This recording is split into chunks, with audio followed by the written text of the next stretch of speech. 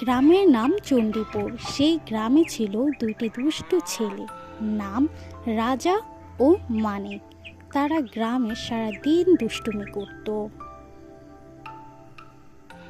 শোন না মানিক, এখন আর স্কুলে যেতে একদমই ভালো লাগে না। চল আমরা কিছু দুষ্টামি করে আমাদের সময়টা মজা করে কাটাই। ঠিক বলেছিস রাজা, এখন আর পড়ালেখা করতে একটুকুও ভালো লাগে না। মনে চায় সারাদিন দুষ্টুমি করি। তো কি দুষ্টুমি করা যায় একটু ভেবে দেখি। কি করা যায়? তো পেয়েছি, আমরা ফুসছে যে মানুষকে ভয় দেখাই। ঠিক বলেছিস, আমরা মানুষকে ভয় দেখাবো। কিন্তু আমরা মানুষকে কিভাবে ভয় দেখাবো? মানুষ কি আমাদের দেখে চিনে ফেলবে না যে আমরা মানুষ, আমরা ভূত নই? আমাদের দেখে কি মানুষ ভয় পাবে বলো তো?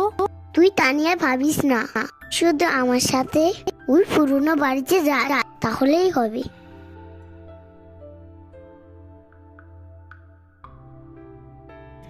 তারা সেই দিন রাতে মানুষদের ভয় দেখানোর জন্য তাদের গ্রামের একটি পরিত্যক্ত বাড়িতে যায়।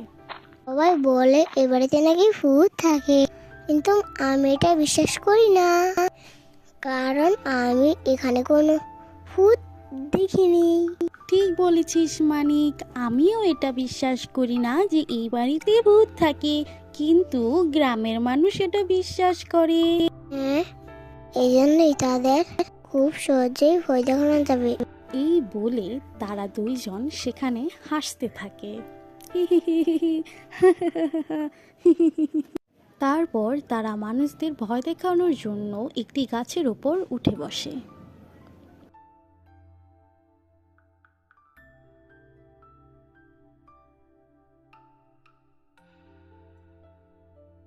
তারপর যখন একটি লোক সেখান দিয়ে হেঁটে যাচ্ছিল, তখন তারা হাউ মাউ খাও, ভূতের গন্ধ পাও, এবার তোকে খাবো।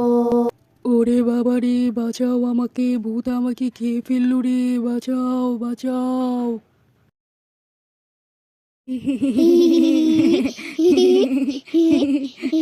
ভয় পেয়েছি সে, খুব মজা হয়ে।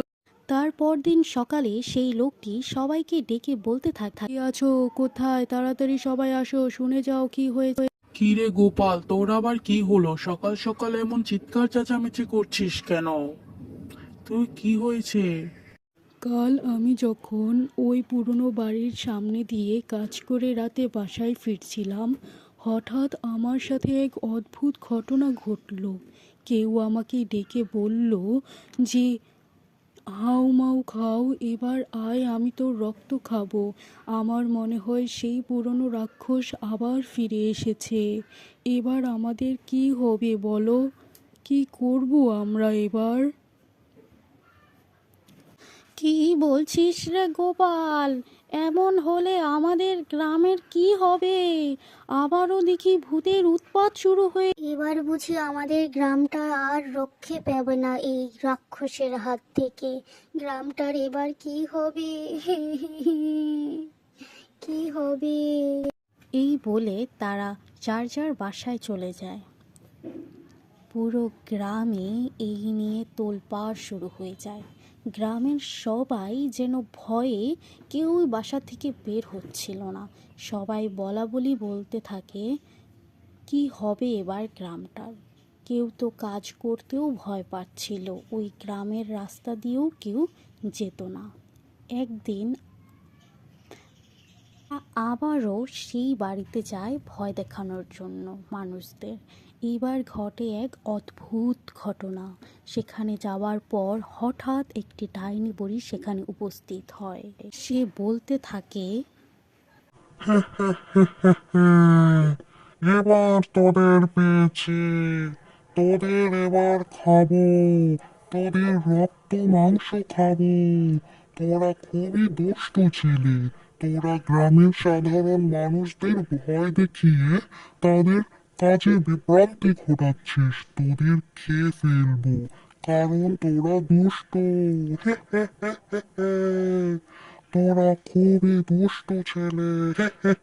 আমাদের কেউ না প্লিজ, আমরা এরকম আর কখনোই করবো না, ক্ষমা করে দাও। হ্যাঁ ভূত বুড়ি, তুমি আমাদের ক্ষমা করে দাও, আমরা আর কখনো এমন করব না, আমাদের ক্ষমা করে দাও, আমাদের ক্ষমা করো। হ্যাঁ, তোদের ক্ষমা করতে পারি, তবে একটা শর্ত আছে। তোরা গ্রামের মানুষদের কাছে যে ক্ষমা চাইবি আর বলবি তোরা আর কখনোই এমন করবি না। ঠিক আছে ভূত বুড়ি, আমরা গ্রামের মানুষদের কাছে ক্ষমা চাইবো আর বলবো এমন আর কখনো করবো না। তারপর দিন সকালে তারা গ্রামের সব মানুষকে একসাথে জড়ো করলো। কিরে মানিক রাজা, তোরা এত সকাল সকাল কেন আমাদের ডেকে আনলি? তোমাদের কাছে ক্ষমা চাইতে এসেছি, আমরা অনেক বড় ভুল করে ফেলেছি। কি ভুল করেছিস রে তোরা, যে এত সকাল সকাল ক্ষমা চাইতে এসেছিস? বলতো আমাদের তাড়াতাড়ি। আসলে ওই পুরনো বাড়িতে তোমাদের প্রতিদিন কোনো ভূত ভয় দেখায় না, সেখানে আমরা দুইজন ভূত সেজে তোমাদেরকে ভয় দেখাই, তাই আমরা তোমাদের কাছে ক্ষমা চাইতে এসেছি। তোমরা আমাদের ক্ষমা করে দাও, আর আমরা কখনোই এমন কাজ করব না। হ্যাঁ, আমরা কথা দিচ্ছি আর কখনোই এরকম কাজ করবো না, আর কখনোই আমরা নিজেদেরকে ভয় দেখাবো না। কি বলছিস তোরা? তোরা এত বড় অপরাধ করে ফেলেছিস? শোন, তোরা এমন কাজ আর কখনোই করিস না, কারণ মানুষকে ভয় দেখানো ঠিক নয়, বুঝতে পেরেছিস তোরা? ঠিক আছে, আমরা বুঝতে পেরেছি মানুষকে ঠকানো উচিত নয়, কাউকে ঠকালে সেকেও একদিন ঠকতে হয়, তাই এরকম আর আমরা করবো না। হ্যাঁ বন্ধুরা, তাহলে আমরা কি শিখলাম? আমরা এখন থেকে কখনো কাউকে ধোঁকা দেব না, সবার সাথে ভালো ব্যবহার করব।